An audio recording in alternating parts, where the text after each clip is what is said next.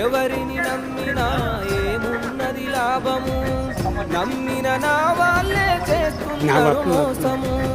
మనసుకు గాయము చేస్తున్నారు కొందరు, అవసరమున్నంత వరకే ఇంకొందరు.